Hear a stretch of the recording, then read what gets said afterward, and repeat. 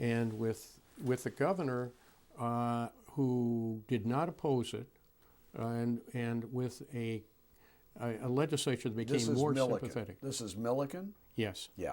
Okay. And became more sympathetic. Also, in connection with that was if there was no prohibition against games of chance, we could establish a state lottery, and which had great financial appeal, and it would produce a considerable amount of money for the benefit of the state. So, because schools were having a lot of trouble financing their operations even in those days, right? Even in those days, with the newly created income tax a few years before, and blah blah. So, the issue went forward. We got the constitutional amendment through the House and the Senate. It went on the ballot. Was going to go on the ballot, and at the same time, we put forward a legislation that would create a state lottery. Now, obviously, it couldn't become law because there was a constitutional prohibition against it. But nothing precluded the legislature from considering it, in anticipation, shall we say.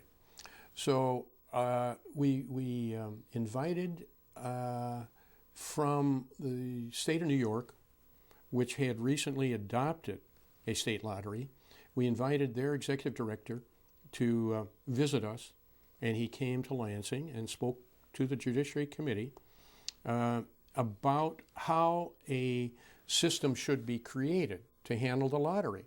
One of his key points was, do have one person accountable and responsible. Don't establish a commission to govern the lottery, which I'm not sure I think New York has. I think Massachusetts has. And we followed that advice. You wanted a single commissioner. Yes. And you fought for that. Yes, Okay. and appointed by the governor. And we thought that would be a accountable system. So that was opposed by my Democrat colleagues who wanted a commission so they could have a Democrat on the commission, not unlike the Liquor Control Commission. That was their model. I felt that with the huge amounts of money going to be involved here, and knowing that people always seek money wherever it is, the ideal approach would be to have a single individual whom you could ask the question, how did this happen? Why did this happen? How did you allow it to happen? And we were, with a coalition of some Democrats and most Republicans, we were able to keep the legislation pure, straightforward, and moved it over to the Senate. Now, subsequently, with the adoption of the, and they took it up and considered it, and we put it in, my memory is we had it in conference. The constitutional amendment was adopted in August. And we came back, and I don't recall precisely. It was 1972. Yeah. Yeah. We came back promptly and passed the legislation, and the first lottery drawing took place that fall in Bay City. The whole thing. Just by coincidence?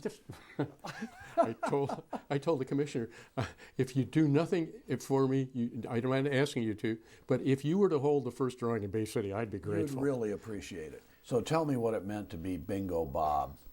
Well, I didn't seek the title, and but it's a recognition, I suspect. It started in my district, and it was for my constituents a badge of honor.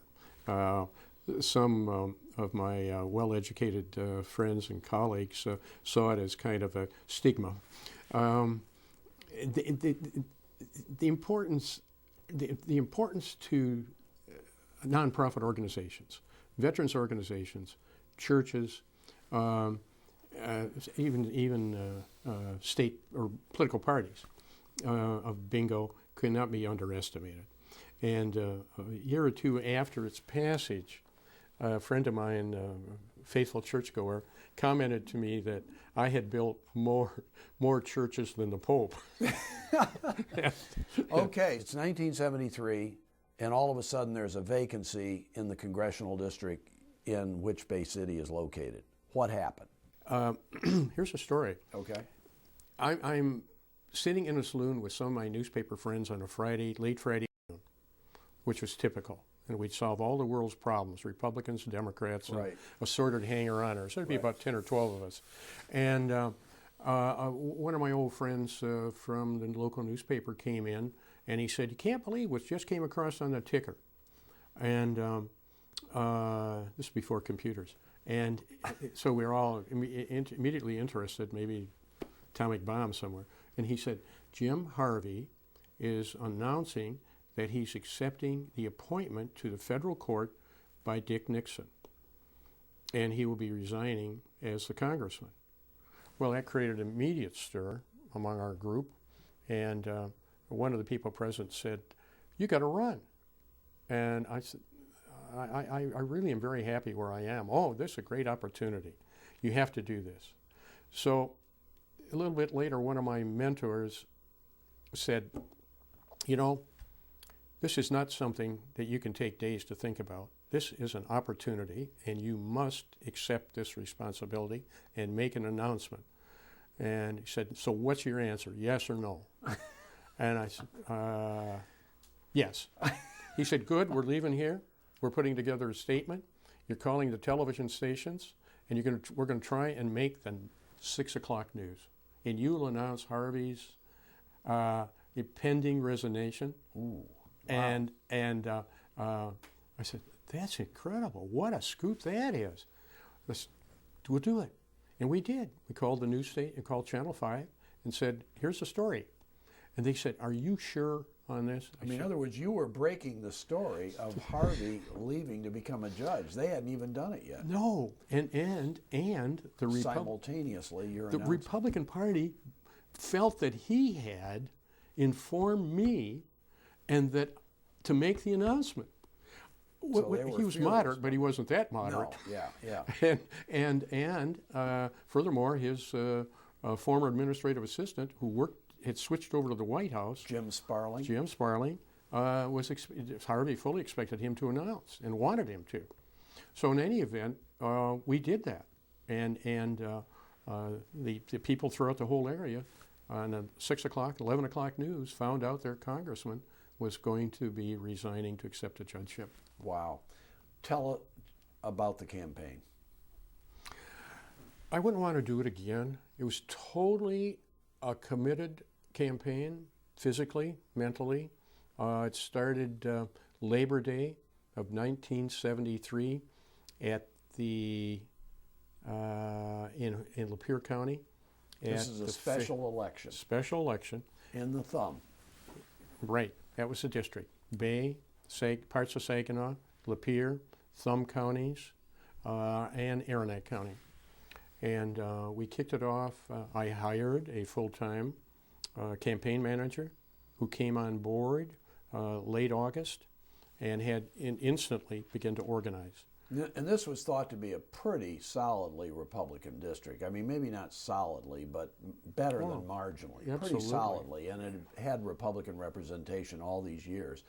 So you were, on a partisan basis, the underdog in the race. Sparling, even though he was not an elected official and a lot of people didn't know who he was, had been down in Washington, he was really the favorite in the sense that he represented the Republicans. Yes, and he had a strong base in Saginaw. I mean, he was a local person. He had worked for the Saginaw News as a sports writer. He was personable, knowledgeable, had worked for the congressman, had gone down to the White House as a legislative representative to the Congress. He was a formidable opponent. Didn't President Richard Nixon himself come into the district to campaign for the Republican nominee? My opponent wanted to make sort of me the issue. How come you're not in Lansing taking care of business? And I was full-time campaigning. Mm-hmm. And late in the campaign, late winter, early spring, and the election was April, I'm going to say 17th, could be on the 16th, maybe even the 15th. I'm trying to forget it, I think.